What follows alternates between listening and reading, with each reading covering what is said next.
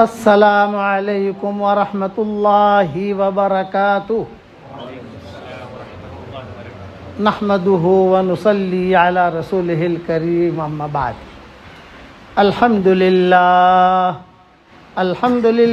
نحمده ونستعینه ونستغفره ونؤمن به ونتوکل علیہ ونعوذ باللہ من شرور انفسنا ومن سیئات اعمالنا ونعوذ باللہ من شرور انفسنا ومن سیئات اعمالنا ونعوذ باللہ من شرور انفسنا ومن سیئات اعمالنا من يهده الله فلا مضل له ومن يضلله فلا هادي له ونشهد أن لا إله إلا الله وحده لا شريك له ونشهد أن سيدنا ومولانا محمدا عبده ورسوله صلى الله عليه وعلى آله وأصحابه وبارك وسلم تسليما كثيرا كثيرا أما بعد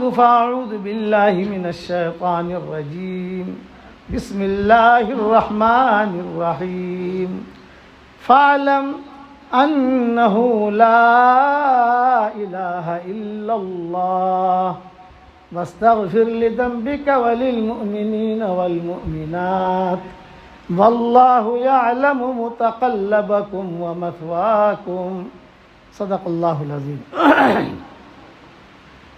قابل احترام بھائیو، دوستو، بزرگوں، آسمان سے دو چیزیں نازل ہوئی ہیں ہر انسان کے لیے، تیسری چیز نہیں ہے۔ اللہ نے دو چیزیں آسمان سے نازل کی ہے ہر انسان کے لیے، مسلمان ہو، مشرک ہو، یہود ہو، مجوسی ہو، کوئی بھی ہو، دو چیزیں اللہ نے نازل کی ہے۔ نمبر ایک، خالق کی عبادت کرو۔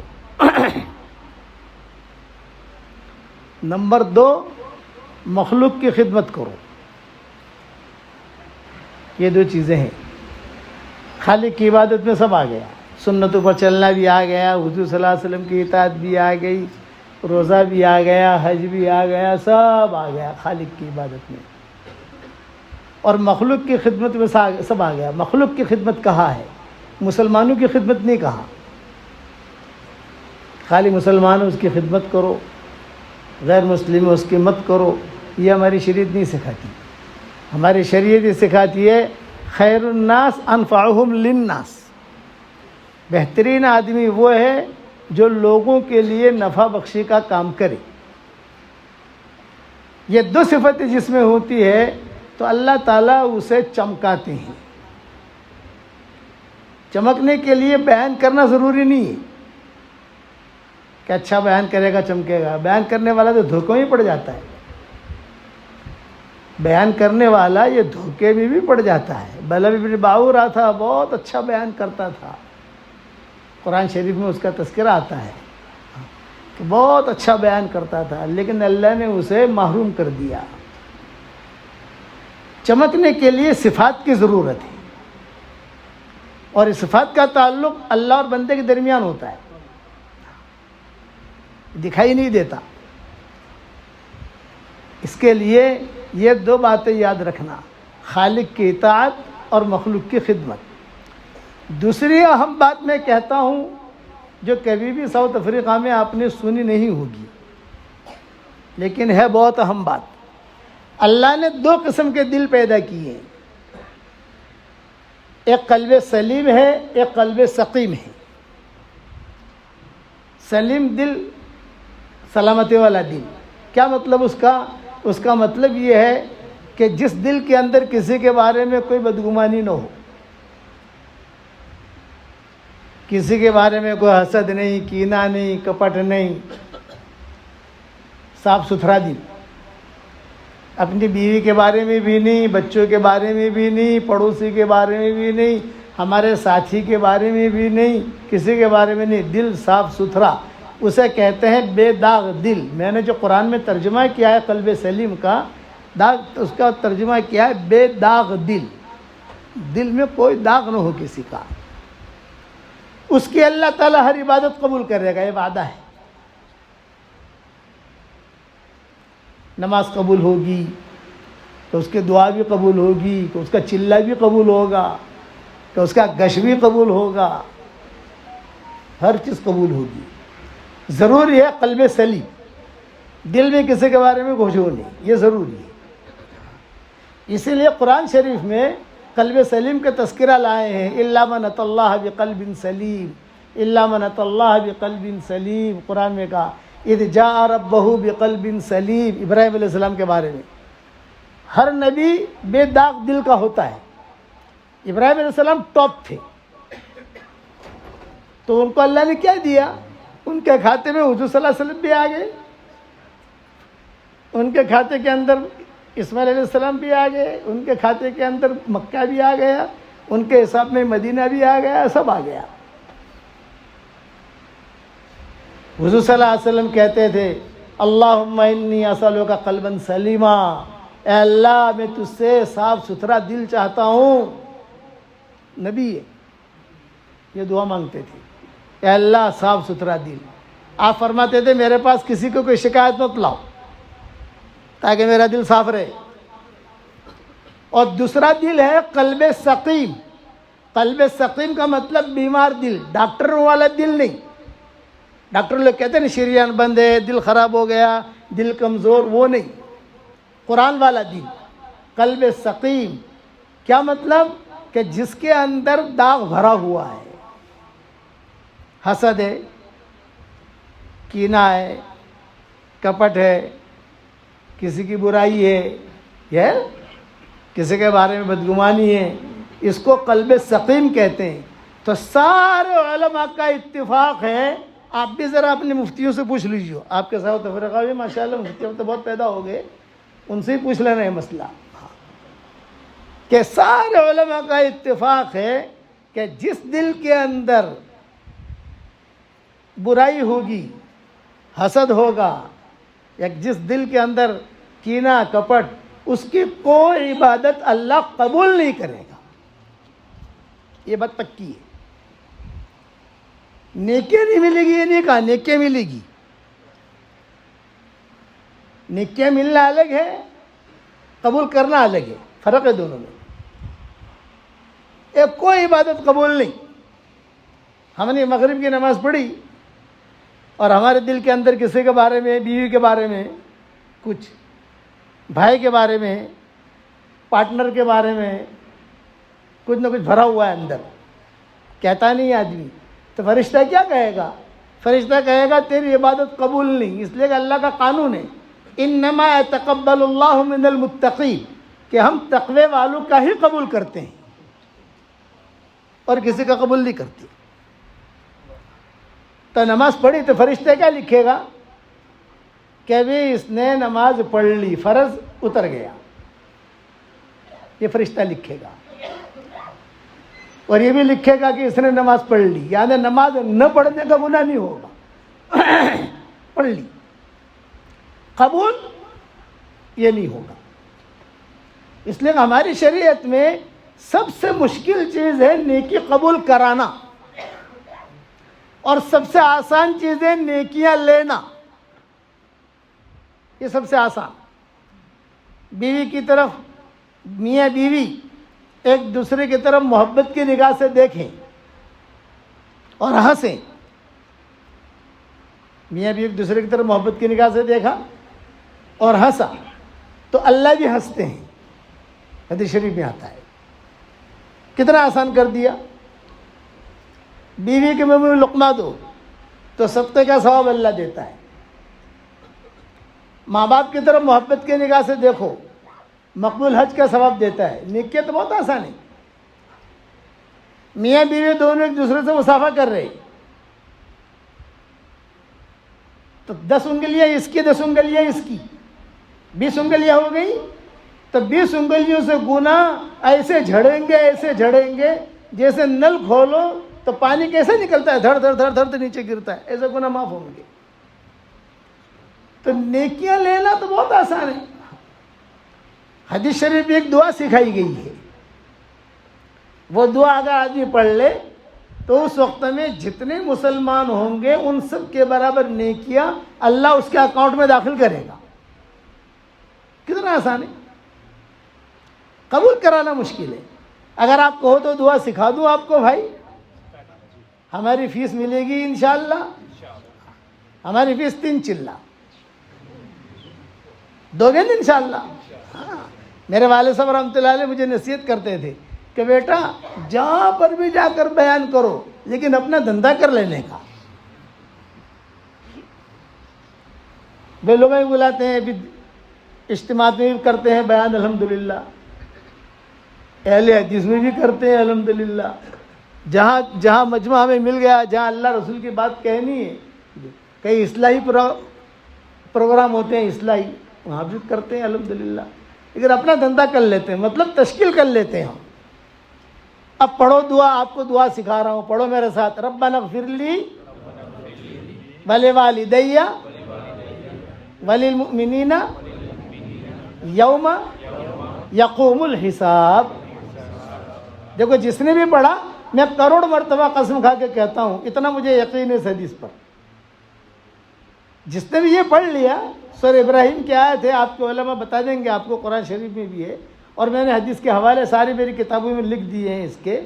حضور صلی اللہ علیہ وسلم فرماتے ہیں کہ جو مسلمانوں کے لیے مغفرت کی دعا کرے تو اس وقت میں جتنے مسلمان مرد اور عورتیں دنیا میں ہوں گے ان سب کے برابر اللہ اس کے اکاؤنٹ میں نیکیاں داخل کرے گا. یہ میں بالکل نیچے اتر کے بات کر رہا ہوں, ورنہ لکھنے والوں نے کیا لکھا ہے, آدم علیہ السلام کے زمانے سے لے کر قیامت تک جنات مرد عورتیں مسلمان, انسان مرد عورتیں مسلمان, ان سب کے برابر نیکیاں ملے گی.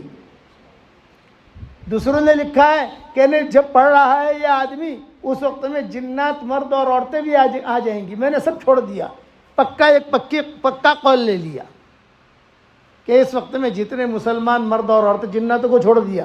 جناتوں کو برا لگے گا کہ ہمیں چھوڑ دیا, وہ بھی مومن ہے نا. پھر حضور نے کہا مومن مرد اور عورتوں کے لیے کوئی بھی کرے گا تو مومن وہ بھی ہے, ان کو ایمان سے آپ نکال نہیں سکتے, بلکہ ہم سے اچھے مومن ہیں. جنات جو ہے وہ ہم سے اچھے ہیں. حضور صلی اللہ علیہ وسلم نے تعریف کی ان کی, جناتوں کی. سورہ رحمان جب نازل ہوئی تو حضور صلی اللہ علیہ وسلم نے سب سے پہلے جناتوں کو سنائی. اسی لیے جنات کہتے تھے سورہ رحمان جو ہے ھذا للجان, یہ تو ہمارے لیے. سورہ رحمان کے بارے میں جناتوں کا عقیدہ ان کا آپس میں یہ ہے کہ یہ تو ہمارے لیے نازل ہوئی. حضور صلی اللہ علیہ وسلم نے سب سے پہلے ہمیں سنائی. جب حضور صلی اللہ علیہ وسلم نے جناتوں کو سنائی یہ سورہ رحمان, تو روایتوں میں یہ آتا ہے جہاں فبأي آلاء ربكما تكذبان, حضور صلی اللہ علیہ وسلم پڑھتے تھے تو ہر مرتبہ یہ ایک جملہ کہتے تھے, اے اللہ ہم تیری کون سی نعمت کی ناشکری کریں گے, ہم تیری کون سی نعمت کی ناشکری کریں گے, اے اللہ تیری کون سی. 31 مرتبہ آیا ہے فبأي آلاء ربكما تكذبان, تو 31 مرتبہ انہوں نے کہا. حضور خوش ہو گئے. اب یہ سورہ رحمان حضور صلی اللہ علیہ وسلم نے مسجد نبوی میں آ کر مسلمانوں کو سنائی, صحابہ کو. تو صحابہ جو ہے وہ سب ماشاءاللہ سنتے رہے, جھومتے رہے, کہ کوئی نہیں بولا. تو حضور جب فارغ ہو گئے تو حضور نے کہا تم سے تو اچھے جنات ہیں. یہ جملہ کہا, تم سے تو اچھے جنات ہیں. کہ جب میں سورہ رحمان پڑھ رہا تھا اور فبأي آلاء ربكما تكذبان پر پہنچتا تھا تو سارا مجمع جواب دیتا تھا کہ اللہ ہم تیری کون سی نعمتوں کی ناشکری کریں گے, سارا مجمع. اور تم تو جو ہے بیٹھے رہے ہو, سن رہے ہو, جواب بھی نہیں دیتے. یہ حضور نے فرمایا کہ تم سے تو اچھے جنات ہیں, یہ جملہ کہا. تو میں جناتوں کے اس مسئلے میں چھوڑ رہا ہوں. خالی مسلمان مرد اور عورتوں کی نیکیاں کتنی ہو جائے گی بھائی؟ ایک مرتبہ اور نیکیاں لے لو, پڑھو میرے ساتھ. ربنا اغفر لی ولوالدی وللمؤمنین یوم یقوم الحساب. دیکھو پھر سے نیکیاں آ گئی. تو نیکیاں حاصل کرنا یہ بہت آسان ہے, قبول کرانا مشکل ہے. میاں بیوی ایک دوسرے کی طرف محبت کی نگاہ سے دیکھ رہے ہیں ماشاءاللہ, اور مسکرا رہے, تو اللہ بھی مسکراتے ہیں. گھر جا کر یہ عمل کر لینا کہ مولانا نے کہا ہے دیکھ میں، لیکن دل میں کچھ رکھنا مت بھئی مول صاحب نے કહ્યું છે એટલે હસું છું ہاں પણ તારી મારી લડાઈ તો છે જ એમ نہیں کہتا بھئی مولانا نے کہا اس لیے میں ہنس رہا ہوں لیکن تیری میری لڑائی تو ہے نا. دل صاف رکھو، ہمیشہ یاد رکھنا میرا سبق ہے آپ کو، جس کے دل کے اندر بھی میل ہوگا اس کا کوئی حج قبول نہیں، عمرہ قبول نہیں، روزہ قبول نہیں. اللہ ایک طرف رکھ دیتا ہے اس کو. پکڑ جاؤ نیکیاں پکڑ. نیکیاں تو بہت آسان ہے. یہ نیکیاں کیسی ہے؟ یہ نیکیاں ایسی ہے، گناہ کیا وہ نیکی گئی، غیبت کی نیکی گئی، حسد کیا نیکی گئی. اور قبول جو ہوگا اللہ جو قبول کرے گا تو اللہ اسے اپنے ہاتھ میں لے لے گا. اللہ کے ہاتھ سے کوئی چھین نہیں سکتا. اسی لیے کہتے ہیں کہ دل صاف رکھو. سعد بن ابی وقاص رضی اللہ تعالیٰ عنہ، چونکہ مجمع تھوڑا سمجھدار بھی ہے اس لیے گہری بات سنا دیتا ہوں آپ کو. سعد بن ابی وقاص رضی اللہ تعالیٰ عنہ کے بارے میں حضور نے فرمایا تھا یہ جنتی ہے. 3 مرتبہ، 3 مرتبہ کہا، الگ الگ دنوں میں کہا، ایک وقت میں نہیں کہا بھائی ایک آدمی آئے گا وہ جنتی ہے. صحابہ نے دیکھا سعد بن ابی وقاص آئے، اوہ یہ جنتی ہے. دوسرے دن حضور نے کہا ابھی ایک آدمی آئے گا جنتی ہے. سعد بن ابی وقاص آ گئے، ارے جنتی ہے. تیسرے دن پھر آئے، آپ نے کہا جنتی ہے. تو عبداللہ ابن عمرو ابن عاص ایک صحابی گزرے ہیں نوجوان صحابہ میں، ان کے دل میں آیا یار یہ کیا نیک کام کرتے ہوں گے. 3 مرتبہ اللہ کا نبی کہہ رہا ہے جنتی ہے، 3 مرتبہ. نبی تو 1 مرتبہ کہہ دے کافی ہے نا، 3 مرتبہ کہہ رہا ہے. ایک گھر چلے گئے وہاں. ہاں بھی کیوں آئے ہو؟ یہ کہا چچا مہمان بن کے آیا ہوں. ٹھیک ہے مہمان تو 3 دن کا ہوتا ہے بھائی، رہو ہمارے ساتھ. رہنا شروع کیا سعد بن ابی وقاص کے یہاں. جب جانے لگے تو عبداللہ عمرو ابن عاص نے کہا کہ دیکھو بھائی حضور صلی اللہ علیہ وسلم نے 3 مرتبہ کہا کہ آپ جنتی ہیں جنتی ہیں جنتی ہے، لیکن آپ کی کوئی نیکی تو میں نے دیکھی نہیں. ایک اصول یاد رکھنا ساؤتھ افریقہ والوں، ایک اصول، صحابہ کو جو صحابہ بنایا تھا اور رضی اللہ تعالیٰ عنہ کا خطاب ملا تھا زیادہ نماز پڑھنے کی وجہ سے نہیں، زیادہ خیر خیرات کرنے کی وجہ سے نہیں، زیادہ حج اور عمرے کرنے کی وجہ سے نہیں، زیادہ تہجدیں پڑھتے تھے تسبیح گھماتے تھے نہیں.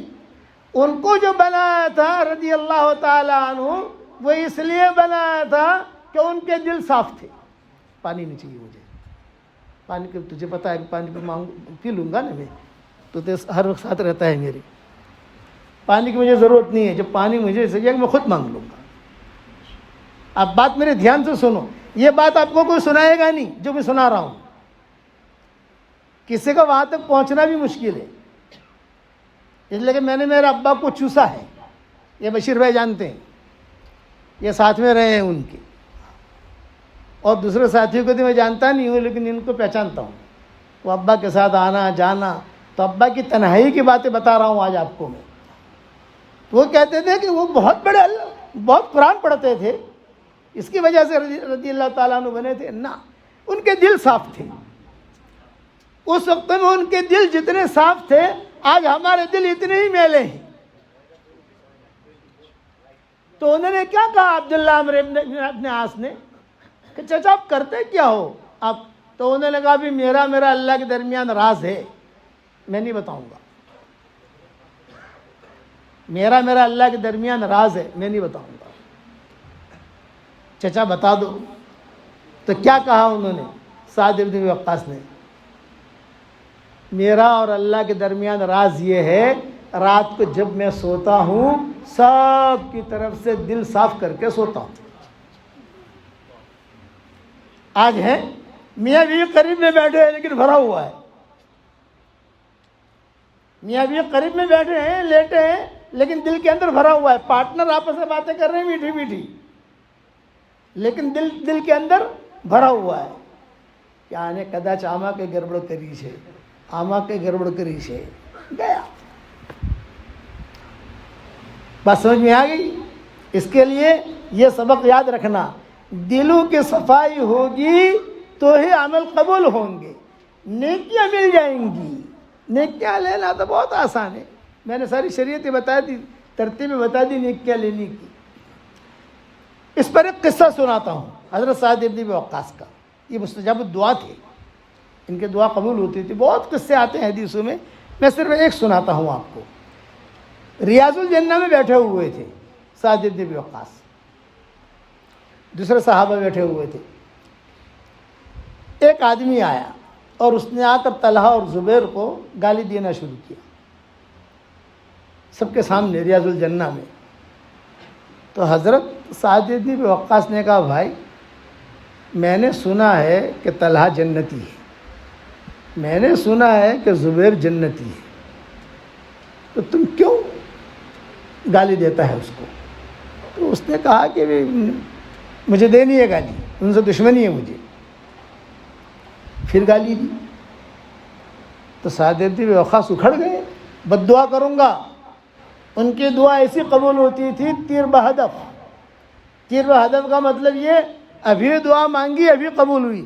وہ کہیں اللہ مجھے 5 کلو سونا چاہیے تو سونا آ جاتا تھا.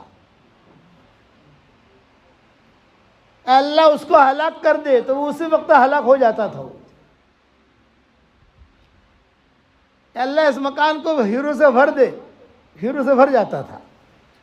تیر بہدف کہتے ہیں اس کو. جو مانگا فوراً ملا, جو مانگا فوراً ملا. تو یہ جنہوں کا بد دعا کروں گا, تو اس نے جواب میں کیا کہا, ارے تم نبی نہیں ہو یار, تم نبی نہیں ہو. سعد بن ابی وقاص خاموش ہو گئے. پھر اس نے گالی دی تو سعد بن ابی وقاص کھڑے ہو گئے اور کہا, اللہم اہلکہ الآن, اے اللہ اسے ابھی فوراً ہلاک کر دے, ابھی فوراً ہلاک کر دے. جب اتنا کہا تو صحابہ ایک یہاں سے اٹھا, ایک وہاں سے اٹھا, ایک وہاں سے اٹھا, ایک وہاں سے اٹھا, سب اپنے گھر میں چلے گئے. لوگوں کو پتا تھا کہ اس کی دعا تو ایسے قبول ہوتی ہے. وہ بیٹھا رہا. کون؟ گالی دینے والا. وہ بیٹھا رہا. جب بیٹھا رہا تو کتابوں میں لکھا ہے سعد بن ابی وقاص بھی بد دعا دے کے نکل پڑے. تو باب السلام ہے نا آج کل ہمارے یہاں, باب السلام مسجد نبوی میں, یہ سب سے پرانا دروازہ ہے. وہیں پر سلمہ کا مکان ہوتا تھا. سلمہ یہ عبد المطلب کی والدہ, عبد المطلب وہیں پیدا ہوئے تھے. عبد المطلب کے والدہ کا نام تھا سلمہ, اور سلمہ کے بیٹے ہیں عبد المطلب, وہ وہیں پیدا ہوئے تھے. عبد المطلب شیبہ, جس بعد میں شیبہ نام رکھا, تفصیل ہے, یہ قصے میں بیان کر چکا ہوں, یوٹیوب پر موجود ہیں, اس میں جاتا نہیں ہوں. وہاں سے ایک اونٹنی بھاگی بھاگی آئی اور مسجد نبوی میں جتنے تھے ان سب کے سر سونگھنے شروع کیے. اس کے پاس پہنچی, یہ تھا وہاں پر.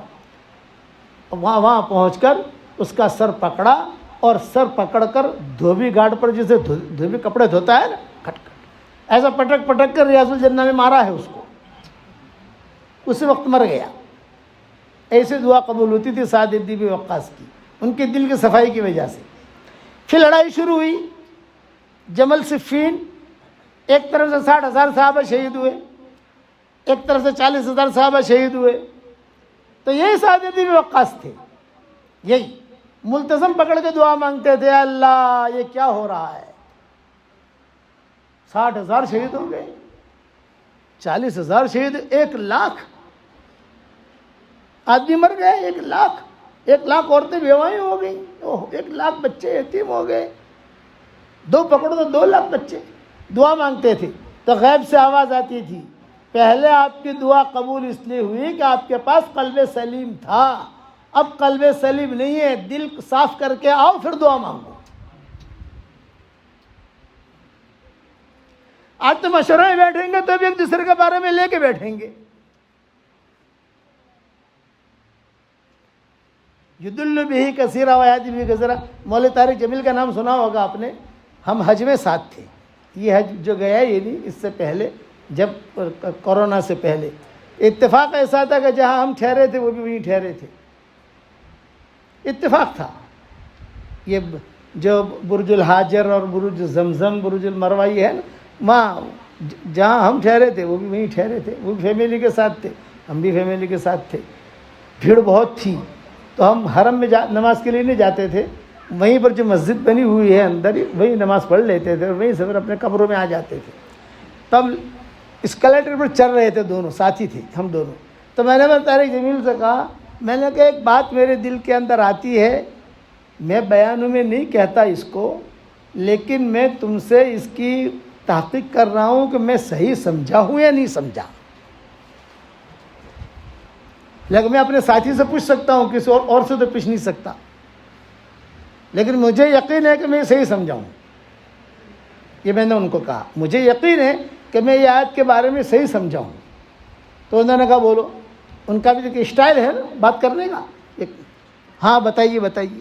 میں نے کہا قرآن میں جو ہے یضل بھی کثیرا و یہدی بھی کثیرا، کہ قرآن کی وجہ سے اللہ لوگوں کو گمراہ کرے گا اور قرآن کی وجہ سے اللہ لوگوں کو ہدایت دے گا. ہے قرآن شریف میں، یہ تو آپ سب جانتے ہو. اتنا تو ساؤتھ افریقہ والا ان پڑھ ہوگا تو بھی اتنا جانے گا کہ قرآن میں ہے یہ یضل بھی کثیرا و یہدی بھی کثیرا. تو میں نے کہا اس کا تعلق صرف قرآن سے نہیں ہے، جمیع ما یتعلق بالقرآن، قرآن سے لگتے بگتے جتنی چیزیں ہیں سب اس میں آ گئی. تو انہوں نے مجھے کہا مثلاً، میں نے کہا مثلاً نماز، یضل بھی کثیرا و یہدی بھی کثیرا، نماز کی وجہ سے اللہ گمراہ بھی کرے گا، نماز کی وجہ سے اللہ ہدایت بھی دے گا. قرآن یضل بھی کثیرا و یہدی بھی کثیرا. تصنیف تالیف یضل بھی کثیرا و یہدی بھی کثیرا. تو مجھے یہ اشارہ کرنے لگے کہ رائٹ، یہ 100% ہے. پھر انہوں نے حدیث سنانی شروع کی، رب تال للقرآن والقرآن یلعنہ، قرآن کی تلاوت کرنے والا قرآن کی تلاوت کرتا ہے، قرآن اس کے لیے بد دعا کرتا ہے. بہت نمازی ایسے ہیں کہ ان کی نماز پکڑ کر ان کے منہ پر مار دی جاتی ہے، لو پکڑو نہیں چاہیے تمہاری نماز. پھر میں آگے بڑھا، میں نے کہا کہ خانقاہ یضل بھی کثیرا و یہدی بھی کثیرا، خانقاہ کی وجہ سے آدمی گمراہ بھی ہوگا اور خانقاہ کی وجہ سے آدمی کو ہدایت بھی ملے گی. ڈھنگ سے کیا ہوگا قلب سلیم کے ساتھ تو آدمی جو ہے اوپر چڑھے گا، اور اگر مال کے لیے کیا ہوگا تو پھینک دے گا اللہ. یہی معاملہ ہے دعوت کے کام کا، کہ دعوت کا کام اللہ کے لیے کیا ہوگا تو میرے ابا فرماتے تھے وہ ٹوپ جائے گا، اور اگر اللہ کے لیے نہیں کیا ہوگا تو اللہ اس کا چلہ اس کو دے کر جہنم میں پھینک دے گا. یہ میرے ابا فرماتے تھے بڑے بڑے مجموع کے اندر. پھر میں نے کہا چلہ، انہوں نے کہا رائٹ. میں نے کہا گش یضل بھی کثیرا و یہدی بھی کثیرا، بالکل صحیح، ہم چڑھ رہے ہیں. پھر میں نے کہا اسی طریقے سے مشورہ ہمارا بھی کیوں کر رہے ہو مشورہ؟ قلب سلیم کے ساتھ کر رہے ہیں، قلب سقیم کے ساتھ کر رہے ہیں. اللہ کو تو معلوم ہے نا، اللہ چھٹی پر تو گیا نہیں ہے. آج کا مسلمان سمجھتا ہے اللہ چھٹی پر گیا ہے، سب جانتا ہے کہ دلوں کے اندر کیا بھرا ہوا ہے. جب میں نے یہ کہا تو انہوں نے 2 انگوٹھے دکھائے، 2 انگوٹھے. سمجھ گئے نا آپ؟ ارے سمجھے کہ نہیں؟ میں نے کہا 100% اوکے. میں نے کہا میں بیان کروں؟ انہوں نے کہا آپ بھی کرو میں بھی کروں گا، چونکہ وہ بھی بیانات کرتے ہیں ہم بھی بیانات کرتے ہیں. پھر میں نے کہا میں اس کو لکھوں کسی کتاب میں؟ یہ کہا ضرور لکھو، سب سے پہلے مجھے بھیجنا. تو میں نے لکھی ایک کتاب، اس کا نام ہی ہے عقل مند کے لیے اشارہ کافی ہے. اس کا نام ہی یہ رکھا. جب میں وہاں تھا تو ایک کھلاڑی ہے نا فریدی، نام سنا ہوگا، یہ مکہ مدینہ میں مجھے ملا تھا. بھائی حاجی عبدالوہاب زندہ تھے، پہلا دوسرا نسخہ ہی آیا تھا اس کا. تو میں نے وہ کتاب سب سے پہلے حاجی صاحب کو بھیجی تھی، وہ زندہ تھے اس وقت. میں نے کہا حاجی صاحب کو سلام کہنا یہ کتاب دے دینا، اس کو پڑھیں. بعد میں سے سب ساتھیوں کو میں نے جتنے ہمارے پرانے ساتھی ہیں جو ہمیں ملے مرکز میں، اس وقت جو ہے یہ حالات نہیں تھے جو ابھی ہیں، سب جو ساتھ میں رہ رہے تھے سب کو کتاب میں نے دی. اس لیے یاد رکھنا حشر کے میدان میں کبھی ایسا نہ ہو کہ اللہ میں نے بہت چلے لگائے اور اللہ کہے تیرا چلہ میں نے قبول نہیں کیا ہے. میں نے بہت گشت کیے اور اللہ کہے میں نے قبول نہیں کیا ہے، تو کہاں جائے گا آدمی کھڑا رہے گا. اس کو قرآن میں کہتے ہیں وَبَدَا لَهُم مِّنَ اللَّهِ مَا لَمْ يَكُونُوا يَحْتَسِبُونَ. اللہ کے سامنے جب کھڑا ہوگا اور وہ دیکھے گا میں تو زیرو بن کر آیا ہوں، تو جو گمان کرتا تھا وہ نہیں ہوگا. اب کیا کہے گا؟ اللہ پاک میں تو یہ گمان نہیں کرتا تھا. بولے آپ گمان کرتے ہو نہ کرتے ہو، میں نے میرے قرآن کے اندر صاف صاف کہہ دیا تھا. میں حدیث سے بیان نہیں کر رہا. حدیث اگر بیان کروں گا تو آدمی کیا کہتے ہیں؟ موضوع ہے، ضعیف ہے. سمجھے نا؟ میں قرآن سے پیش کر رہا ہوں یہ چیزیں آپ کو. یہ ساری چیزیں آپ کو قرآن شریف کے اندر ملے گی. اس لیے جو بھی کام کرو، خانقاہ کرو، جو دعوت کا کام کرو، مکاتب بناؤ، جو بھی کرو صرف اللہ کے لیے، اور کوئی غرض نہ ہو تو اللہ اس کو پھر پکڑتا ہے. پھر اللہ اس کو اچانک کا خیر دیتا ہے. جس کا دل صاف ہوتا ہے نا تو اللہ اس کو اچانک کا خیر دیتا ہے. حضرت خدیجہ کہتی تھی میرے پاس اسلام نہیں تھا، مسلمان نہیں ہوئی تھی، بہت بعد میں مسلمان ہوئی نا حضرت خدیجہ رضی اللہ تعالیٰ عنہ، لیکن میرا دل صاف تھا. میرے والد صاحب رحمۃ اللہ علیہ فرماتے تھے بیٹا یہ جتنے بے ایمان ہیں ہمارے یہاں ہندوستان میں، اگر ان کے دل صاف ہوں گے تو ان کے دل کی صفائی کی وجہ سے اللہ سب سے پہلا اکرام ان کا یہ کرے گا کہ اللہ ان کو ایمان دے دے گا. یہ ابا فرماتے تھے. پھر حضرت خدیجہ کا قصہ سناتے تھے کہ حضرت خدیجہ کو شادی کی ضرورت تھی، میری شادی ہو. سارا مکہ رشتہ ڈالتا تھا، مالدار تھی، خوبصورت تھی، اور ابھی جو ہے یعنی شادی کی خواہش جو ایک انسان کے اندر ہوتی ہے وہ موجود تھی، لیکن ڈھونڈتی تھی اے اللہ میں تجھ سے اچانک کا خیر مانگتی ہوں. حضور صلی اللہ علیہ وسلم روزانہ صبح شام کی دعاؤں میں اچانک کی خیر مانگتے تھے. میری کتاب مومن کے ہتھیار میں صبح شام کی دعاؤں میں آپ دیکھ لینا، میں نے اسے شامل کیا ہے کہ روزانہ مانگے. خدیجہ کہتی تھی اے اللہ مجھے ضرورت ہے، میرا دل صاف ہے، کسی کی طرف سے میرے دل میں کوئی پاپ نہیں، اے اللہ تو ہی مجھے چھانٹ کر دینا، تو ہی چھانٹ کر دینا.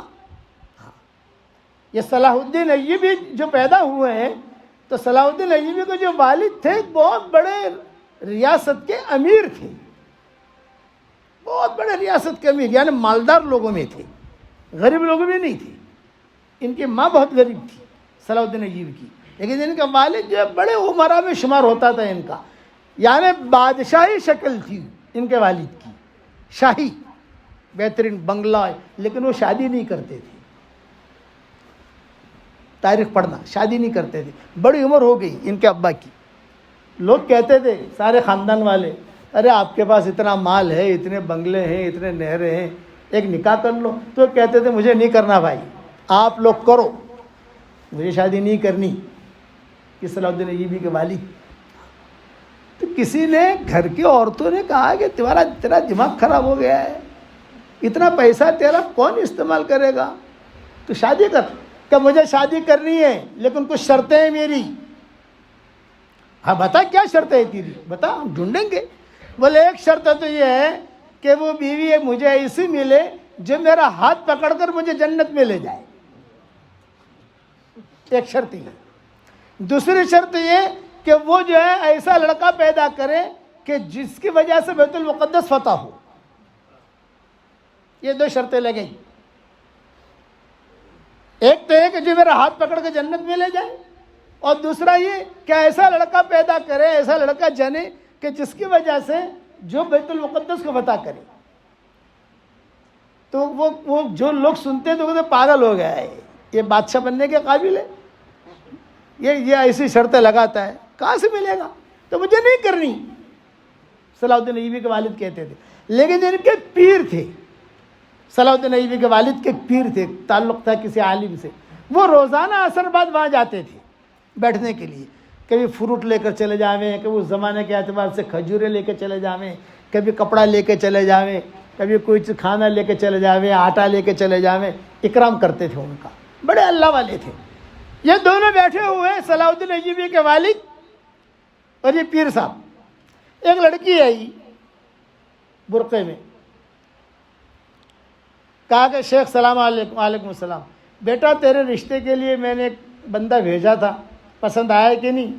یہ کہا حضرت بہت خوبصورت ہے ماشاءاللہ، لہیم شہیم ہے، مالدار بھی ہے، سب کچھ ہے، لیکن مجھے تو ایسا شوہر چاہیے جو میرا ہاتھ پکڑ کے مجھے جنت میں لے جائے. اور مجھے ایسا شوہر چاہیے کہ اس کی وجہ سے اللہ ایسا لڑکا پیدا کرے جو بیت المقدس کو فتح کرے. اس نے سن لیا, بیٹھے ہوئے تھے نا قریب, تو یہ کہا حضرت میرا نکاح کرا دو اس کے ساتھ. تو شیخ نے کہا یہ محلے کی غریب ترین لڑکی ہے, یعنی ہمارے محلے میں جو لڑکی ہیں یہ خاندان سب سے زیادہ غریب ہے. بولے میں نہیں دیکھتا, اللہ نے مجھے مال دیا ہے, مال اسی کو دے گا, میں بھی ایسے ہی لڑکی ڈھونڈتا ہوں جو میرا ہاتھ پکڑا. تو چنانچہ دونوں کا نکاح ہو گیا, اور ان سے اللہ نے یہ صلاح الدین ایوبی پیدا کیا, اور صلاح الدین ایوبی نے بیت المقدس فتح کیا. یہ تاریخ ہے, یہ دلوں کی خیر ہے. حضرت خدیجہ کہتی تھی میں اللہ سے کہتی تھی کہ اللہ تیرا گھر ہے, آگے کا مجھے کچھ پتہ نہیں ہے, تو مجھے چھانٹ کر دے, بس میں کچھ نہیں جانتی. حضور صلی اللہ علیہ وسلم پیدا ہوئے, بڑے ہوئے, 22-23 سال کی عمر ہوئی آپ کی. تفصیلیں بہت ہیں. آج تو میرا ارادہ تھا کہ بھی جو ہے سیرت پر بیان کروں ربیع الاول کے حساب سے, لیکن مضمون کچھ اور چھڑ گیا, تو یہ بھی ایک قسم سیرت کا حصہ ہے. تو ابو طالب اور ان کی بیوی فاطمہ اسدیہ, ان دونوں نے حضور صلی اللہ علیہ وسلم کو بٹھایا. آپ صلی اللہ علیہ وسلم وہاں تھے, ان کی زیر تربیت تھے. یہ کہا بیٹا محمد تمہاری عمر جو ہے نا بہت بڑی ہو گئی, اب کوئی دھندا بندہ کرو. اب 22-23 سال کے ہو گئے تم, گھر میں خرچہ نہیں ہے. غریب تھے ابو طالب وغیرہ جو ہے, فاطمہ اسدیہ بھی غریب تھی. اور جو کوئی دھندا بندہ کرو, تو حضور نے بہت معصومانہ جواب دیا, چچا کیا دھندا کروں, دھندا کرنا تو آتا نہیں ہے مجھے, یہ کپڑے کا کروں کیا کروں. تو ان دونوں نے یوں کہا, وہ خدیجہ ہے نا خدیجہ, وہ لوگ اس کے پاس جاتے ہیں اور اس سے پیسہ لیتے ہیں, اور پیسہ لے کر شام جاتے ہیں, وہاں جا کر دھندا کرتے ہیں, تو تم بھی جاؤ. خدیجہ کا گھر کہاں ہے, خدیجہ کا گھر بتاؤ, میں جاؤں گا. کیا بتاتا ہوں, دیکھو یہ لائن لگی, لائن وہ ویزا والوں کی لائن ہوتی ہے نا انٹرویو دینے کے لیے, وہ لائن لگی ہوئی تھی. وہ خدیجہ بیٹھی آپا, بس تم کھڑے ہو جاؤ. میں آپ کو یہ سمجھا رہا ہوں, دل سلیم ہوگا تو خیر کہاں سے آپ کو ڈھونڈتے ڈھونڈتے آئے گی. ارے خیر ڈھونڈیں گے نہیں, ہوائیں بھی تمہیں سلام کرے گی, ہوائیں بھی سلام کر کے آئے گی, اجازت لے کے آئے گی تمہارے پاس.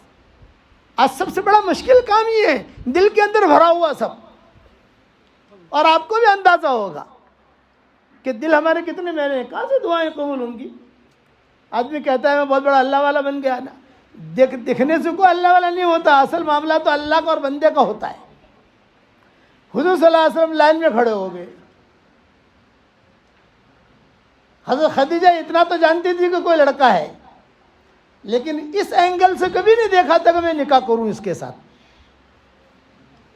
یہ شریف لڑکا ہے کوئی, مکہ میں اور لڑکے بھی ہیں اور مرد بھی ہیں. حضور کھڑے ہو گئے. تو حضرت خدیجہ کی ایک سہیلی تھی, اس کا نام تھا نفیسہ, پرائیویٹ سیکرٹری.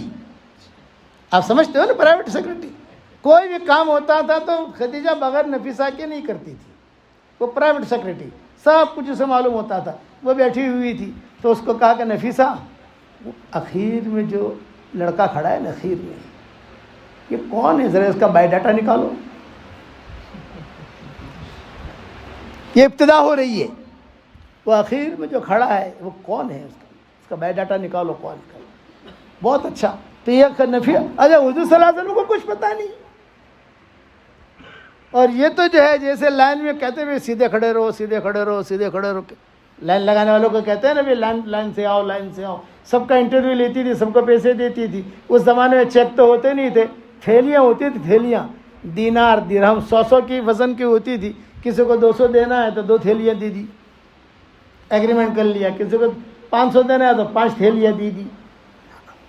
تو یہ نفیسہ جو ہے یہ دیکھتے دیکھتے دیکھتے دیکھتے جو ہے وہاں تک چلی گئی. دیکھنا تھا حضور کو, لیکن ڈائریکٹ حضور کے پاس جاؤ تو لوگ شک کریں گے, پتہ نہیں یہاں دیکھنے کیوں آئی ہے. لیکن جب ٹھیک کھڑے رہو, اے بھائی ٹھیک کھڑے رہو, اے بھائی ٹھیک ٹھیک ٹھیک ٹھیک, وہاں جا کر حضور کے پاس جا کر بھی ٹھیک کھڑے رہو.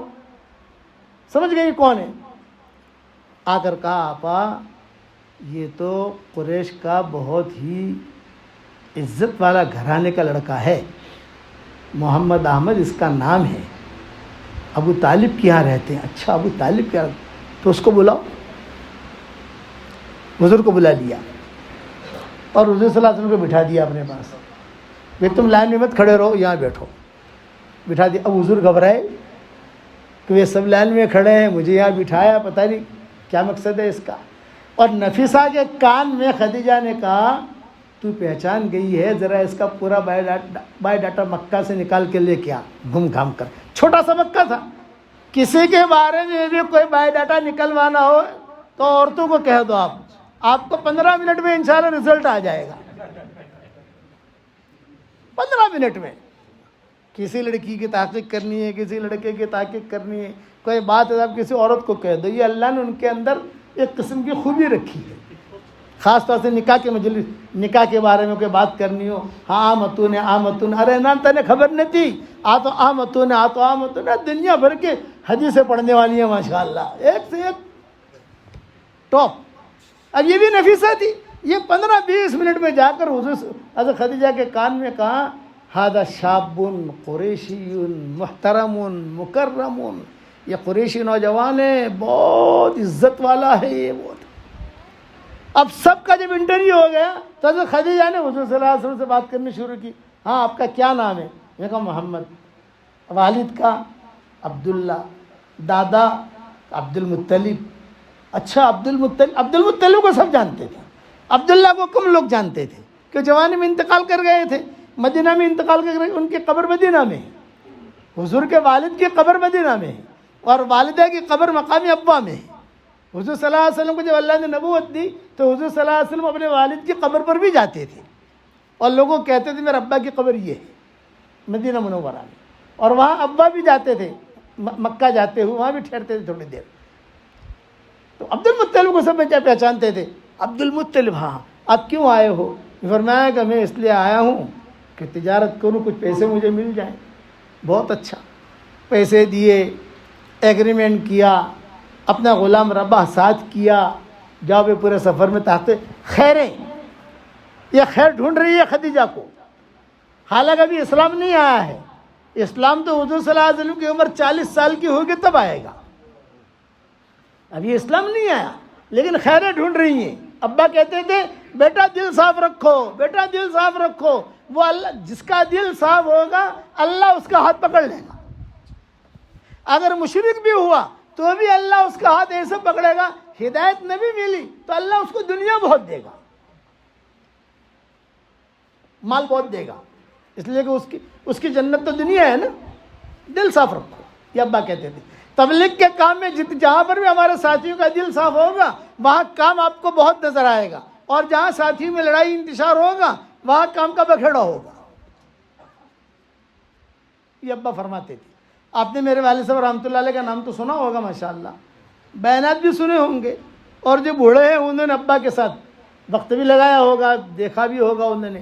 چنانچہ حضور صلی اللہ علیہ وسلم تو چلے گئے، حضرت خدیجہ خاموش رہیں۔ سفر میں بہت قصے ہوئے، آپ کی عمر 22-23 سال کی ہوئی، یہ سفر جو ہوا آپ کا، یہ تو جو ہے یعنی حضور کے شام کے کئی سفر ہوئے ہیں حضور صلی اللہ علیہ وسلم کے، وہ بہت تفصیل ہے، میں اس میں نہیں جاتا۔ اب تو یہ حضرت خدیجہ کے ساتھ جو معاملہ ہو رہا ہے یہ میں قصہ سنا رہا ہوں، یہ قصہ حضرت خدیجہ والا سنا رہا ہوں۔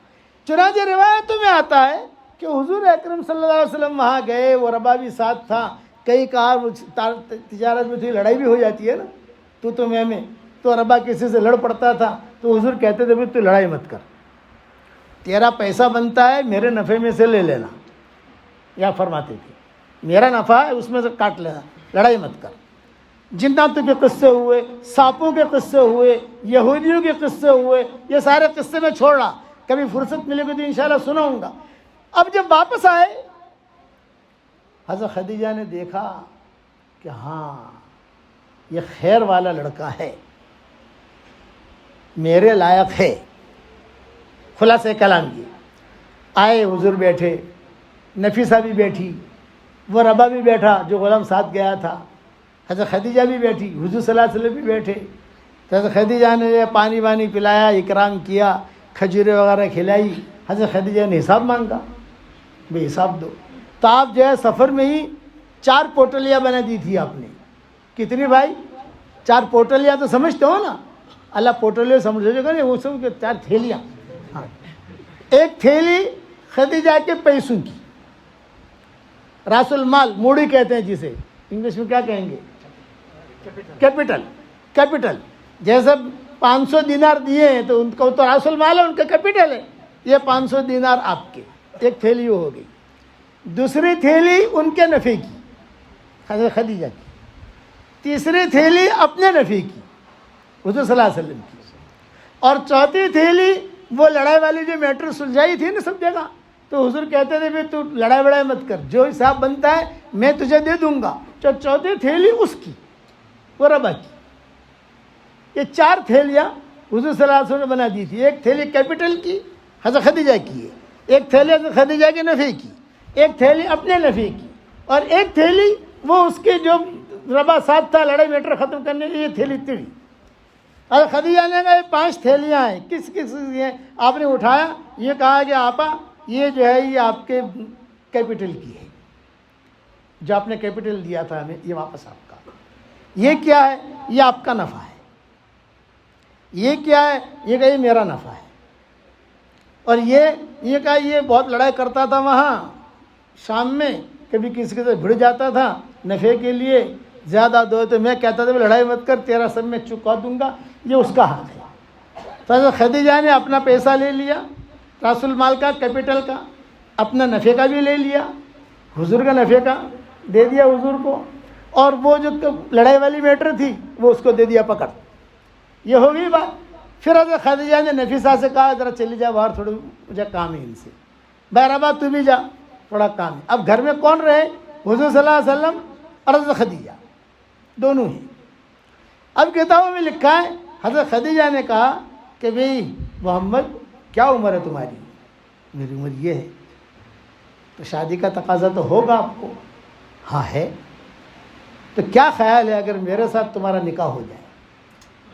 یہ دیکھو خیریں چل رہی ہیں، تمہارا کیا خیال ہے کہ میرے ساتھ اگر تمہارا نکاح ہو جائے؟ تو حضور تو کنوارے تھے، آج کل کے کنوارے کی طرح تو آج تک دکھتا کنوارا ہے، لیکن پتہ نہیں کتنی مرتبہ کنوارا وہ توڑ چکا ہوتا ہے. وہ سمجھ گئے نا؟ کنوارا جو ہوتا ہے وہ کنوارا ہوتا ہے. آج کل تو کنوارا کوئی رہتا ہی نہیں، اللہ معاف فرمائے. کنوارے میں اللہ بس ہدایت دے سب کو. اب حضور تو کنوارے تھے، تو اب جو ایک دم سرخ ہو گئے، بہت سرخ، شرمائے. اور شرمانے کے بعد جو حضور نے نگاہ نیچی کر لی. حضرت خدیجہ سمجھ گئی کہ بھی کنوارا لڑکا کنوارا لڑکی وہ شرماتی ہے، تھوڑا سا بات کرنے میں جھجکتے اس مسئلے کے اندر. حضرت خدیجہ نے پھر سے کہا بھائی تمہاری اگر آپ کی رائے ہو تو پھر کوئی بات آگے بڑھاویں، تمہاری رائے اگر ہو میرے ساتھ نکاح کرنے کی پھر بات چلاویں. لے مکہ والے مجھے بھی پہچانتے ہیں، تمہیں بھی پہچانتے ہیں. تو حضور نے جواب دیا، وہ جواب سننے جیسا ہے. جواب یہ دیا کہ اصل میں شادی بیاہ کا مسئلہ ایسا ہے کہ جب تک گھر والوں سے مشورہ نہ کر لیا جائے تب تک ہاں نا کا جواب دینا سمجھ میں نہیں آتا ہے. اس لیے کہ میں ایک گھر میں رہتا ہوں ابو طالب کے ساتھ، اور میری زندگی وہاں 42 سال تک حضور کی خدمت کی ہے ابو طالب نے، 42 سال تک. تو میرا معاملہ وہاں ہے، آپ مجھے اجازت دیں تو میں ان سے پوچھ لوں. حضرت خدیجہ نے کہا ہاں پوچھ لو. اب حضور خوش ہو گئے کہ بھی پیغام دیا اس نے، بہت بڑی چیز ہے. حضور روانہ ہونے لگے، دروازے تک پہنچے، محمد محمد محمد یہاں آؤ، یہاں بیٹھو. آپ کی پوٹلی آپ نے لے لی، آپ کا حساب لے لیا، تو اپنا نفع جو تھا وہ بھی حضرت خدیجہ نے دے دیا. میرا جو نفع ہے یہ بھی لے جاؤ. حضور بہت خوش ہو گئے، فطری چیز ہے، ارے ڈبل نفع ملا. حضور لے کے اٹھے، محمد محمد محمد یہاں یہاں، یہ کہ میرا راس المال ہے نا کیپٹل، یہ بھی لے جاؤ. تو 4 خوشخبریاں ہوئیں. ایک تو اپنا نفع ملا، خدیجہ کا نفع بھی ملا، خدیجہ کا کیپٹل بھی ملا، اور چوتھا خدیجہ نے نکاح کا پیغام رکھا. یہ چاروں چیزیں خوشی خوشی خوشی خوشی. تو کتابوں میں لکھا ہے حضور صلی اللہ علیہ وسلم نکلے، جب نکلے تو حضرت خدیجہ بھی رخصت کرنے کے لیے آئی. جب آگے بڑھے تو آپ خود اپنے گھر کا راستہ بھول گئی. خوشی میں ہوتا ہے راستہ، ارے مارو گھر کیا چھے آم چھے. ہم مدینہ منورہ میں رہتے ہیں تو ہمارا عربوں میں بیانات ہوتے ہیں، مستورات میں، اس میں تو میں شرط لگاتا ہوں میں بیان کے بعد کوئی کھجور نہیں، کوئی گہوا نہیں، کوئی چائے نہیں، کچھ نہیں. بس تم ہمیں حرم شریف چھوڑ دو، تمہاری ڈیوٹی اتنی ہے اور کچھ نہیں. وہ عرب ہمیں لے کے چلتا ہے، وہ احد کی طرف لے جا رہا ہے. ارے بھائی تو مجھے احد کی طرف لے جا رہا، حرم کا راستہ تو یہ. ارے شیخ آپ کو دیکھ کر میں راستہ بھی بھول گیا. کبھی قباء کی طرف لے جاتا ہے، ارے یہ تو قباء کا راستہ ہے، مسجد نبی کا راستہ تو یہ. ارے شیخ تو حضور کا صاحب جو ایسا ہی ہوا. وہ خوشی ہوتی ہے، ایک فطری چیز ہے. ہمارے مولانا یونس پونا والوں کا رحمۃ اللہ علیہ کا نام سنا ہوگا آپ نے، بہت پرانے ہمارے ساتھی تھے. شروع میں ان کے یہاں کوئی اکرام نہیں ہوتا تھا، غربت تھی، خود کھانے کے بھی پیسے نہیں، کھلانے کے بھی نہیں. تو مولانا خود فرماتے تھے، میں فجر کی نماز پڑھاتا تھا مرکز میں، وہاں السلام علیکم ورحمۃ اللہ، السلام علیکم ورحمۃ اللہ. جب مڑ کے بیٹھتا تھا تو سب سے پہلے میں یہ نظر ڈالتا تھا پہلی صف پر کہ کوئی نیا چہرہ تو نہیں ہے. بھئی پرانے مصلی ہیں وہ تو ہیں ہمارے، لیکن کوئی نیا تو نہیں ہے. جیسے رمضان میں حافظ جی جب قرآن سناتے ہیں تو دیکھتے ہیں کہ کوئی چندے والا تو نہیں آیا ہے. وہ حافظوں کا تو غلطیاں نکالے گا، بھول نکالے گا وہ. تو مولانا کہتے تھے میں دیکھتا تھا کوئی نیا تو نہیں ہے. کبھی کبھار مجھے نئے چہرے نظر آتے تھے تو میں انا للہ پڑھتا تھا، انا للہ و انا الیہ راجعون. وہ ایک بیٹھا ہے، اس کے پیچھے بھی ایک بیٹھا ہے، وہ بھی نیا ہے. وہاں تیسری صف میں بھی ایک بیٹھا ہے، یہ بھی نیا ہے. اللہ خیر کرے. دعا وہ ہو گئی تو میں تو تسبیح لے کر نیچے مڑ کر کے بیٹھ جاتا تھا. وہ 3 4 5 جو ہے وہ آ جاتے تھے، السلام علیکم مولانا، مولانا السلام علیکم، مولانا السلام علیکم. آپ بیٹھو. آپ کہاں سے آئے؟ میں مالیگاؤں سے آیا. اچھا تم کہاں سے آئے بھائی؟ کہ میں جو ہے احمد نگر سے آیا.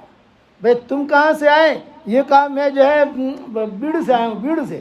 بھائی تم کہاں سے آئے؟ کہ میں پربھنی سے آیا. اچھا تو پوری رات سفر کر کے آئے ہوں یا پوری رات بس میں آئے ہیں حضرت؟ کیوں آئے ہو؟ یہ فرمایا کہ حضرت ہم مالیگاؤں میں تھوڑا مسئلہ ہے ہمارا، کام کے سلسلے میں مشورے کے لیے آیا. بھئی تم کیوں آئے؟ یہ کہا احمد نگر میں 2-3 ساتھیوں میں لڑائی ہو گئی ہے، وہ مشورے کے لیے آیا ہوں. بھئی تم کیوں آئے؟ یہ کہا ہمارے یہاں بھی کچھ اسی قسم کی بات ہے، آیا ہوں. یعنی چاروں کو چاروں مشورے کے لیے مولانا کے پاس آئے. تو مولانا کہتے تھے بھائی دیکھو تم چاروں آئے ہو، 5 آئے ہو، میرے پاس ناشتہ کرانے کا پیسہ نہیں ہے، لیکن تمہارا ناشتہ کرنے کی سیٹنگ کر دوں گا میں. مشورہ بعد میں کریں گے، سیٹنگ میں کر دوں گا. میں کہا کیا کریں مولانا، بھوک تو بہت لگی ہے. میں کہا ہو جائے گا ناشتہ، میں نہیں کرا سکتا ہوں لیکن ترتیب بنا دوں گا. آپ بتائیے حضرت. بولے وہ کونے کے اندر بڑے میاں بیٹھے ہیں، دیکھو داڑھی ہل رہی ہے ان کی، قرآن پڑھ رہے ہیں اور ہل کر پڑھ رہے ہیں قرآن. کونے میں بیٹھے ہیں. ہاں دیکھ لیا.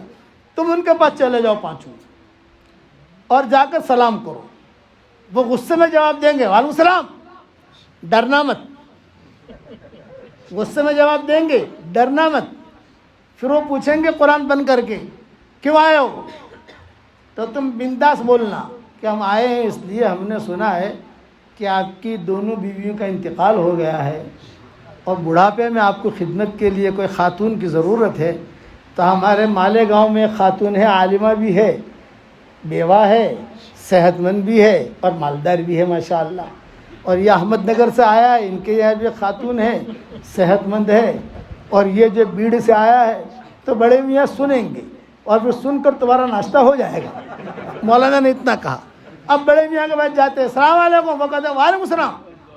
بھائی کیوں آئے ہو تم؟ یہ کہا بھائی ہم نے سنا کہ آپ کو ضرورت ہے خاتون کی، بیوی کی. تو ہمارے مالیگاؤں میں بھی ہے، احمد نگر میں بھی ہے، بیڑ میں بھی ہے، پربھنی میں بھی ہے. آپ ارے خاموش رہو، ابھی جو ہے اشراق کا وقت ہونے والا ہے، 10-15 منٹ کے بعد اشراق پڑھو. اپن ہوٹل میں جا کر ناشتہ بھی کرتے ہیں اور وہاں مشورہ بھی کرتے ہیں.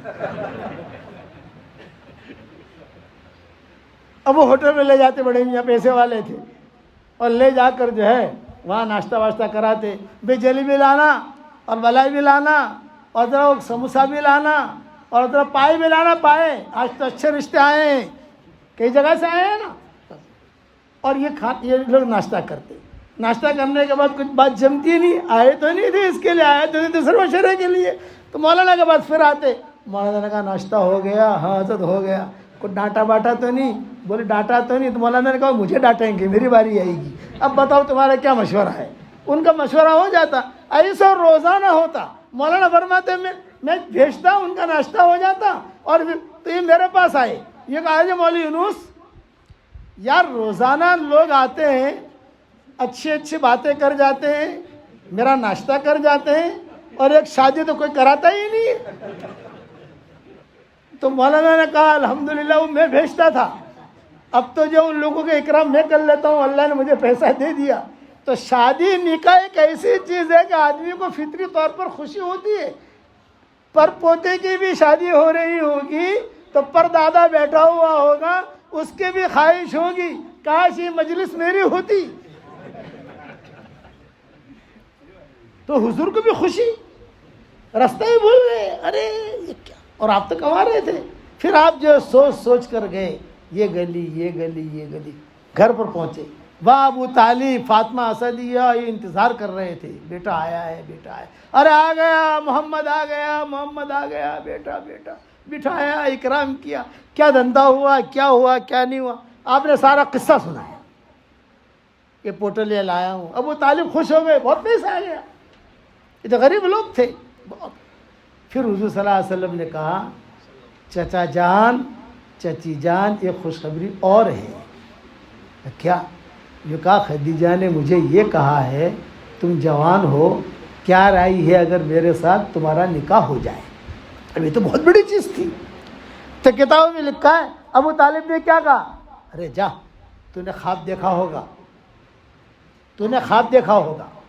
حضور کو کہا تو نے خواب دیکھا ہوگا, وہ عورت کہاں پیغام رکھے. فاطمہ اسدیہ نے جواب دیا نہیں ایسا کیوں کہتے ہو, خواب دیکھا ہوگا. میرے بیٹے کی عزت جو ہے اس سے بھی زیادہ ہے, میرے محمد کی عزت اس سے بھی زیادہ ہے. بالکل خواب نہیں دیکھا ہے, یہی بات ہوگی, تم جا کے تحقیق کرو. چنانچہ ابو طالب گئے, خدیجہ سے پوچھا بھئی وہ محمد آیا ہے اور ایسے سے باتیں کہہ رہا ہے, صحیح ہے؟ فرمایا ہاں صحیح ہے, میں نے ہی کہا ہے. تو فرمایا کہ تم اتنے بڑے خاندان والی, نکاح کیسے ہوگا؟ یعنی ان کے والد, بعض کتابوں ان کے والد زندہ تھے, بعض کتابوں میں ہے کہ نہیں تھے. خیر تاریخی روایتیں. تو پھر تمہارے والد کیسے مانیں گے, تمہارے ماموں کیسے مانیں گے, تمہارے چچا کیسے مانیں گے؟ تمہارا معاملہ بہت اونچا ہے, ہم لوگ تو غریب فقیر لوگ ہیں, مل گئی تو روزی, نہ ملی تو روزہ. جو ایسے ہماری زندگی گزر رہی ہے, کیسے مل؟ فرمایا نہیں تم فکر نہ کرو, میں ترتیب بنا لوں گی, لیکن ذرا میری سمجھ میں تو آئے. حضرت خدیجہ نے کہا میرے ابا جو ہیں روزانہ سورج غروب ہونے کے بعد ان کو ایک شراب بوتل کی پلاتی ہوں میں روزانہ, لیکن جب کوئی خاص اہم کام ہوتا ہے تو 2 بوتلیں پلا دیتی ہوں. جس دن نکاح ہوگا تو اور جو مجھے ان کے سگنیچر کی ضرورت پڑے گی تو وہ اس دن 2 بوتلیں پلا دوں گی. وہ جتنا بھی لمبا چوڑا چیک ہوگا وہ دستخط کر لیں گے. وہ جیسے خدیجہ نے کہا میں 2 بوتلیں پلاؤں گی, آپ فکر نہ کرو. وہ مجھے معلوم ہے میرے ابا کو کیسے پٹانا. چنانچہ ایسا ہی ہوا. تو شادی کی تاریخ طے ہو گئی اور حضور صلی اللہ علیہ وسلم تشریف لے آئے. ابو طالب نے جو ہے نکاح کا خطبہ پڑھا اور نکاح کے خطبے میں ایک جملہ کہا. مال و منال کے اعتبار سے اگرچہ خدیجہ بہت اونچی ہے, لیکن اخلاق, احترام, عزت, رفعت اور بہت بڑی جو دولت آخرت کی اس کے میرے بھتیجے کے پاس یہ خدیجہ سے بھی زیادہ ہے. حضرت خدیجہ نے کہا تم سچ کہہ رہے ہو, ان کا مقام مجھ سے بہت اونچا ہے. نکاح ہو گیا, شب زفاف میں گئے, کمرے میں داخل ہوئے. حضرت خدیجہ نے ہاتھ پکڑا اور ایک جملہ کہا اب میں آپ کی بیوی بن گئی ہوں اور میں آپ کا ہاتھ پکڑ رہی ہوں ایک وعدہ کرنے کے لیے. مجھ سے ایک وعدہ کریں آپ. ابھی نبوت نہیں آئی ہے, 15 سال باقی ہے نبوت آنے میں, 16 سال باقی ہیں. اور خدیجہ کیا کہہ رہی ہے میرے ساتھ ایک شرط کر رکھیں, میرے ساتھ ایک شرط کریں, ایک وعدہ کریں. آپ نے فرمایا بتاؤ کیا کہنا چاہتی ہو؟ پھر میں یہ کہنا چاہتی ہوں کہ آپ کی پیشانی پر مجھے نبوت کا نور ظاہر ہوتے ہوئے دکھائی دے رہا ہے اور میں وہ نور ٹپکتے ہوئے دیکھ رہی ہوں. ایک دن آئے گا اللہ آپ کو نبی بنائے گا. جب اللہ آپ کو نبی بنائے خدیجہ کو طلاق مت دے دینا. یہ جملہ کہا. ایک دن آئے گا اللہ آپ کو نبوت دے گا. جب نبی بن جاتا ہے آدمی تو مقام اونچا ہو جاتا ہے. خدیجہ کو چھوڑ مت دینا. اس پر حضور روئے اور حضور نے کہا کہ میں رویا اور میں نے کہا میں ایسا بغیرت آدمی نہیں ہوں. چنانچہ اخیر تک حضرت خدیجہ کو لے کر حضور صلی اللہ علیہ وسلم چلتے رہے اور ایسے چلے. کتنے بجے؟ 7:30. اور نماز کتنے بجے؟ 7:35 کی ہے. چلو میں بیان ختم کرتا ہوں. یہ مضمون تو یار 5 گھنٹے کا ہے. اب یہ سارا مضمون تو بیان نہیں کر سکتا لیکن تھوڑی دیر کر لوں. کہا ہے ہمارے منتظم نظرات کر لوں تھوڑا سا. لیکن ابھی وقت کا آپ کو بھی کہاں وقت ملے گا, مجھے بھی کہاں وقت ملے گا. اسے تھوڑا سا سن لو آپ. چنانچہ روایت کتابوں میں یہ لکھا ہے کہ حضور نے کہا کہ میں کبھی بھی تمہیں چھوڑوں گا نہیں. آخر تک حضور کا ساتھ حضرت خدیجہ نے دیا اور خدیجہ نے حضور کا ساتھ دیا. دونوں نے دوسرے میں مل کر چلے سارے حالات کے اندر. اچانک کا خیر ملا کہ نہیں ملا بھائی حضرت خدیجہ کو. آپ حضرات سے بھی یہی کہتا ہوں, اچانک کا خیر مانگو اور اچانک کے شر سے پناہ مانگو. شرط یہ ہے اپنا دل صاف رکھو گے انشاءاللہ. دوسرا میں آپ کو ہدیہ دینا چاہتا ہوں, قبول کرو گے انشاءاللہ؟ ارے صاحب والے ذرا زور سے تو بولو یار. قبول کرو گے؟ جنت دنیا میں پراپرٹی آپ نے بہت بنا لی. دنیا میں پراپرٹیاں بہت بنا لی. اب جنت میں پراپرٹی بنانے کا 90 نسخہ بتا رہا ہوں. حدیث شریف میں آتا ہے جو آدمی 10 مرتبہ سورہ اخلاص پڑھے گا جنت میں اللہ ایک محل اس کا بنا دے گا. حضرت عمر سے حضور نے کہا تھا عمر 10 مرتبہ سورہ اخلاص پڑھ. قل هو اللہ احد اللہ الصمد لم یلد ولم یولد ولم یکن له کفوا احد. جنت میں اللہ ایک محل بنا دے گا, تیرا ایک حویلی. حضرت عمر نے کہا 10 مرتبہ میں سورہ اخلاص پڑھوں گا ایک اللہ حویلی ایک محل بنائے گا. میں تو بہت بناؤں گا. آپ نے فرمایا جتنی طاقت بنا تو بناتے تھک جائے گا, اللہ دیتے نہیں تھکے گا. تو آپ حضرات کو بھی ہدیہ دینا چاہتا ہوں. 24 گھنٹے میں روزانہ 313 مرتبہ سورہ اخلاص پڑھنے کی عادت ڈال دو تو 31 بنگلے روزانہ تیار ہو جائیں گے جنت میں انشاءاللہ. اور کوئی انکم ٹیکس والا آئے گا نہیں انشاءاللہ. دنیا میں اگر بڑی پراپرٹی آپ لیتے تو انکم ٹیکس والے آتے نہیں آتے. بھئی اتنا سارا پیمنٹ کہاں سے دیا تم نے؟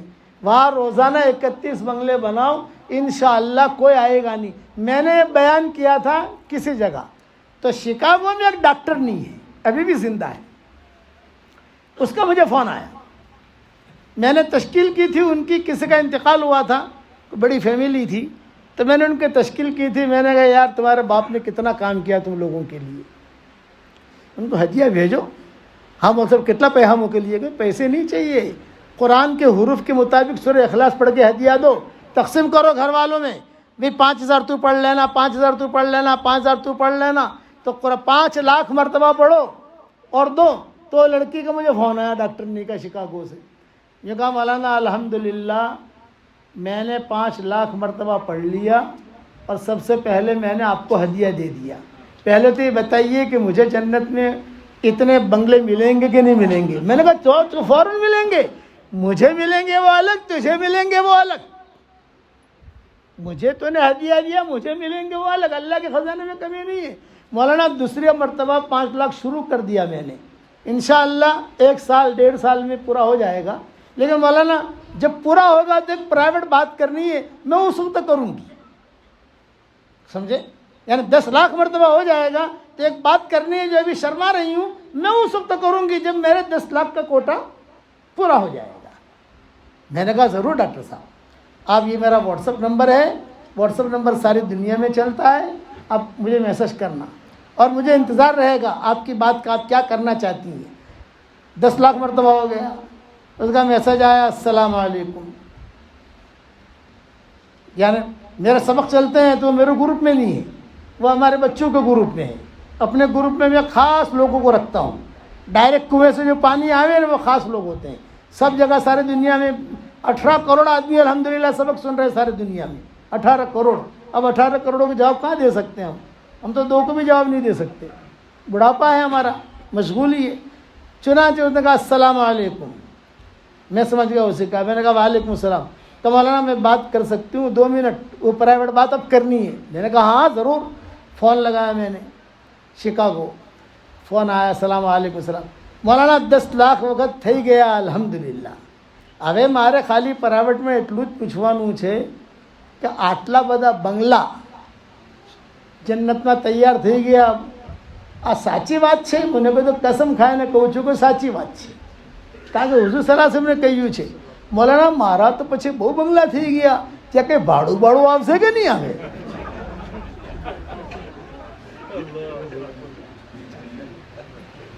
ये भाड़े की बात पर अफ्रीका वाले बहुत हंसे. भाड़े की आदत है ना कि भाड़ो आपसे कि नहीं आए.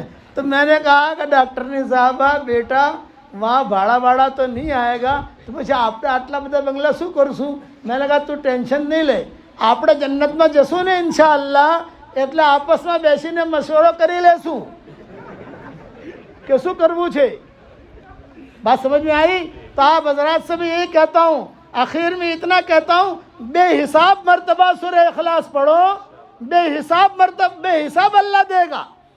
मेरे वालिद कहते थे बेटा रोज़ाना जन्नत में बंगले बना देने के, जो अल्लाह जन्नत में बंगला देने के लिए पर कादिर है, वो अल्लाह गठामन में भी बंगला दे सकता है, वो अल्लाह बम्बई में भी बंगला दे सकता है, वो अल्लाह मक्का मदीना में भी दे सकता है, वो अल्लाह जोहान्सबर्ग में भी दे सकता है. जो जन्नत में दे सकता है तो यहाँ नहीं दे सकता. तो इसका नाम मैंने रखा है जानदार, शानदार, मालदार, दीनदार वजीफा. ये मेरा शानदार, ये 4 नाम है इसके, जानदार, शानदार, मालदार, दीनदार. इसकी वजह से अल्लाह माल भी देगा, काम भी बनेगा. तो सब करोगे इंशाअल्लाह भाई. अब ये मेरी तस्वीर है, इसका नाम भी है जानदार, शानदार, मालदार, दीनदार. अब सारे मजमे को तो मैं तस्वीर दे नहीं सकता. मेरे सामने जो आदमी बैठता है उसको देता हूँ, ये बैठा मेरे सामने उसको दे देता हूँ. ये बेचारा सुबह से मुझे पूछ भी रहा था, मैं पढ़ रहा हूँ सूरह इखलास पढ़ रहा हूँ, सबको दे नहीं सकता. ये आपको हदिया, ये रखना अपने पास संभाल के इंशाअल्लाह. आप करोगे इंशाअल्लाह. चलो ये बात हो गई. अब मैं एक तश्कील करता हूँ, सारा मजमा ये नियत करे कि मरते दम तक हमें दावत के काम को अपना काम बनाना है. कहो इंशाअल्लाह, बगैर लड़ाई बढ़ाई की. कोई लड़ाई बढ़ाई नहीं. 3 दिन लगाना, 10 दिन लगाना, चिल्ला लगाना, 3 चिल्ला लगाना, जो भी तरतीब हो. मशवरे के साथ हमारे साथी, जिम्मेदार साथी हमारे यहाँ अल्हम्दुलिल्लाह जोहान्सबर्ग में मरकज़ में हमारे साथी बैठते हैं. दूसरा यहाँ पर भी जो मस्जिदें होंगी, अब मैं तो कल पहुँचा हूँ, मुझे पता नहीं है, जब जाएंगे करेंगे मुलाकात करेंगे तो पता होगा चलेगा. लेकिन हर जगह पर हमारे साथी मिल जाएंगे. मशवरे से अल्लाह के रास्ते में निकलोगे इंशाअल्लाह. अब बताओ कौन कौन तैयार है? जल्दी होकर खड़े होकर नाम लिखाओ, फिर हम दुआ करा लेते हैं इंशाअल्लाह. पानी दो. बताओ कौन तैयार है?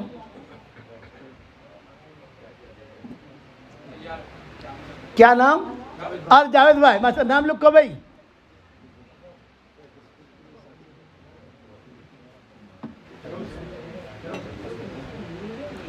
भाई नाम लिखने वाला तो कोई है नहीं यार.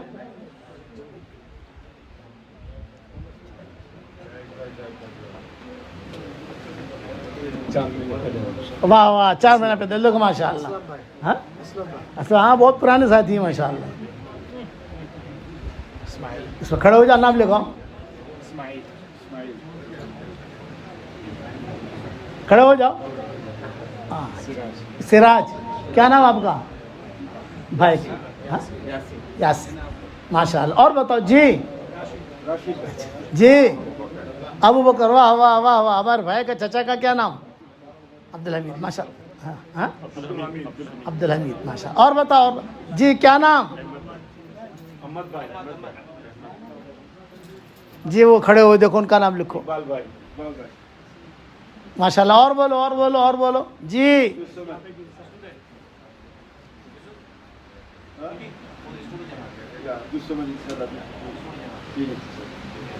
اسٹوڈنٹ جماعت کتنے ساتھی ہیں؟ ارے بھائی اسٹوڈنٹ کھڑے ہو جاؤ بھائی، جو بچے ہیں پڑھتے ہیں جی. 4 مہینہ پیدل، واہ واہ واہ واہ واہ واہ، ماشاء اللہ. یہ پیدل کا نام سن کر بہت خوشی ہوتی ہے. اور بتاؤ، اور بتاؤ.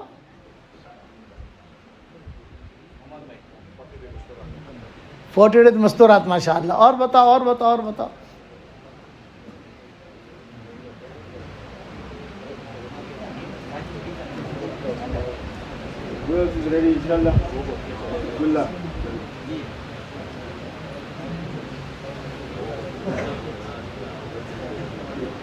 کیا نام بھائی کا؟ مولانا ظہیر اور عبدالعزیز. ماشاء اللہ. اور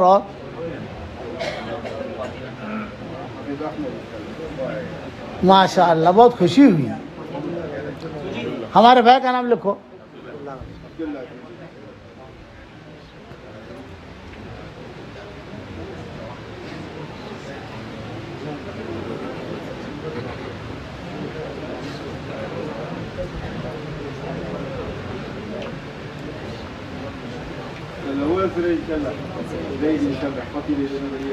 ماشاء اللہ جی. کیا نام؟ واہ واہ واہ واہ واہ واہ، ماشاء اللہ بہت خزانہ ہے. کیا نام؟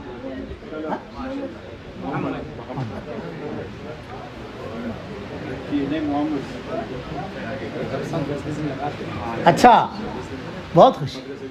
واہ واہ واہ واہ واہ.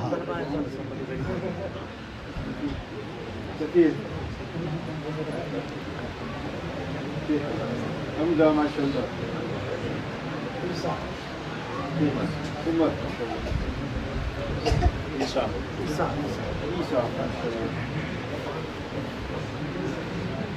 انشاءاللہ. ماشاء اللہ. اچھا نیت کرو، انشاءاللہ کریں گے. کہو انشاءاللہ. اور 313 مرتبہ اوکے. پراپرٹی بناؤ جنت میں. میری بات یاد رکھنا، مرنے کے بعد پتہ چلے گا کہ مولانا نے کیسا ہدیہ دیا ہم کو. اس پر بہت حدیث ہے، سورہ اخلاص پر بہت حدیث ہیں. دوسری مجلس سے جہاں ہوں گی انشاءاللہ وہاں سنائیں گے ہم، جو بھی ہوگا. لیکن یہ کہ سورہ اخلاص کی عادت ڈالو، اس کے بعد دعائیں بھی قبول ہوتی ہیں، اس کے حاجتیں بھی پوری ہوتی ہیں. کرو گے انشاءاللہ؟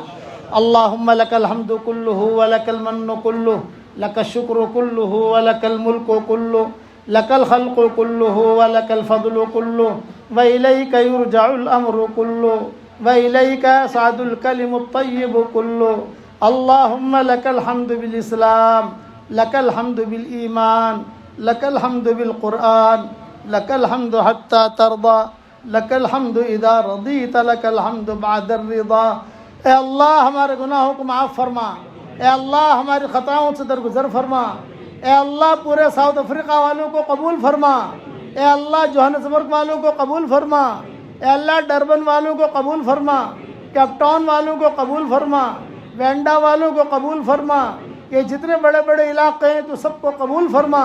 اے اللہ دونوں جہاں کی حاجات کا تو غیب سے تکفل فرما. اے اللہ میری تشکیل پر جو روزانہ 313 مرتبہ سورہ اخلاص پڑھے، اے اللہ اس کی ساری دعاؤں کو قبول فرما، اس کی ساری حاجتوں کو تو پورا فرما. اے اللہ ہم سب کو اچانک کا خیر عطا فرما، اچانک کے شر سے تو ہماری حفاظت فرما. ہمارا کھویا ہوا دین ہمیں واپس دے دے، ہمارا کھویا ہوا قرآن واپس دے دے، ہماری کھوئی ہوئی عزتیں واپس دے دے، کھویا ہوا دعوت کا کام واپس دے دے.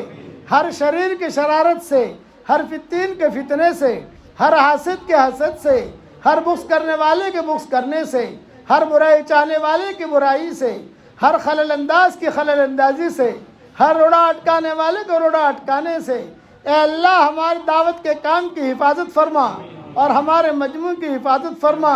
اے اللہ میری اس دعا پر دنیا میں جہاں کہیں آمین کہی جائے تو ان سب کو قبول فرما. اس مجمع میں جو آمین کہنے والے ہیں ان کو بھی قبول فرما.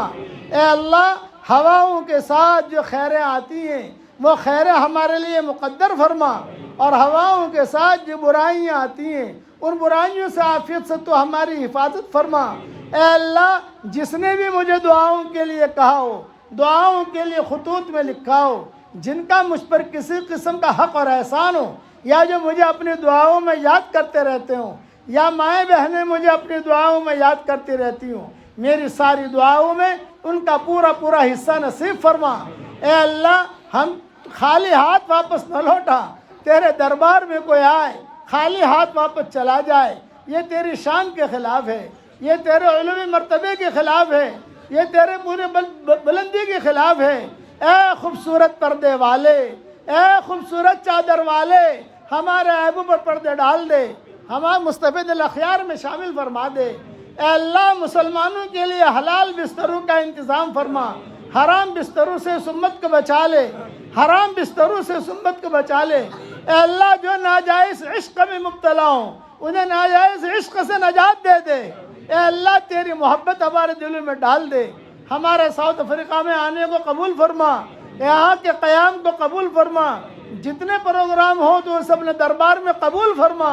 اے اللہ رسول اللہ صلی اللہ علیہ وسلم نے جتنے خیر کی لائن کی دعائیں مانگی ہیں وہ ہم سب کے لیے قبول فرما، اور جن شرور سے پناہ چاہیے ہو ان شرور سے ہماری حفاظت فرما۔ اے اللہ جس کے دل میں جو جائز مرادیں ہوں عافیت سے ان کے جائز مرادوں کو پوری فرما کر اس میں خیر کی شکلیں اور صورتیں پیدا فرما، اور اپنے فضل و کرم سے ہماری دعاؤں کو قبول فرما۔ سبحان ربک رب العزت عما یصفون وسلام علی المرسلین والحمد للہ رب العالمین۔